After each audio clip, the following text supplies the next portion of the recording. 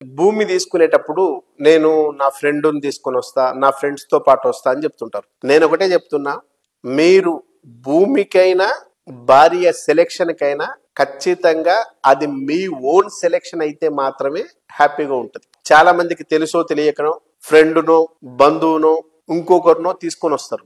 అట్లా తీసుకొచ్చినప్పుడు ఖచ్చితంగా డెఫినెట్ గా మీకు చెప్తున్నా, వచ్చిన ఏ పర్సన్ అయినప్పటికీ ఒక భార్య, ఒక డాడీ, మమ్మీ వీళ్ళు తప్పిస్తే అదర్గా వచ్చే ఏ పర్సన్ అయినా కూడా ఖచ్చితంగా మీరు ప్రాపర్టీ తీసుకుంటా అంటే హ్యాపీగా ఉండలేడు. డెఫినెట్ గా చెప్తున్నా, గుర్తుపెట్టుకోండి. మీకు సంబంధించిన ఈ ఫ్యామిలీ మెంబర్స్, ఈ ముగ్గురు ఎవరైతే ఉన్నారో వీళ్ళకి తప్ప ఇంకా ఎవరు వచ్చినా కూడా మీరు ప్రాపర్టీ తీసుకుంటా అంటే వాళ్ళు హ్యాపీగా ఉండలేరు. ఇది మానవ నైజం.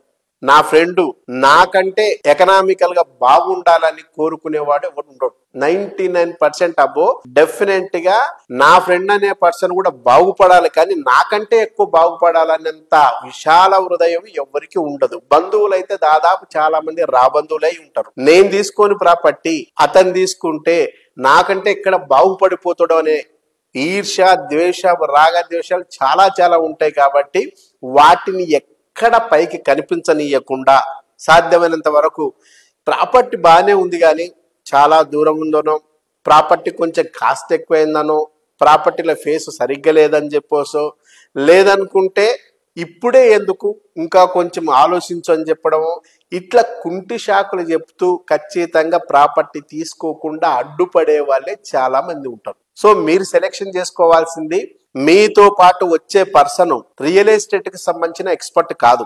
మీతో పాటు వచ్చే పర్సన్ ఎవరైతే ఉన్నారో ఆయన ఏదో ఉద్యోగం చేసుకునే పర్సన్, లేదా సెల్ఫ్ ఎంప్లాయీ పర్సన్, లేదా మామూలు డ్రైవింగ్ చేసే పర్సన్, ఇంకో పర్సన్ అయి ఉంటాడు. అంటే ఆయన వచ్చిన పర్సన్ ఖచ్చితంగా రియల్ ఎస్టేట్ కి సంబంధించిన పర్సన్ కాదు. కాబట్టి ఆ రంగంలో వస్తున్న మార్పులేంటి, చేర్పులేంటి, కొత్తదనం ఏంటి, దానివల్ల లాభాలేంటి, నష్టాలేంటి చెప్పగలిగేంత స్థితి, నాలెడ్జ్ ఆయనకు ఉండదు. ఖచ్చితంగా నేను ఆయనకు సంబంధించిన ఫీల్డ్ లో ఆయన హీరో అయి ఉండొచ్చు, కానీ రియల్ ఎస్టేట్ లో మాత్రం అతను ఖచ్చితంగా జీరో మాత్రమే. నీకెంత తెలుసో ఆయనకు కూడా అంతే తెలుసు. తెలిసిన పర్సన్స్ తో మనం ఏదన్నా ఒక సలహా సూచనను అడిగితే అతను కన్ఫ్యూజ్ చేసే అవకాశమే ఎక్కువ ఉంటుంది తప్ప, నీకు క్లారిటీ ఇచ్చి నువ్వు ప్లాట్ తీసుకో, నీ కూతురు చదువుకో, లేకుంటే బాబు మ్యారేజ్కో, లేదా నీ భవిష్యత్తుకో ఉపయోగపడుతుందని సానుకూలంగా చెప్పేవాళ్ళు 99% ఉండరు.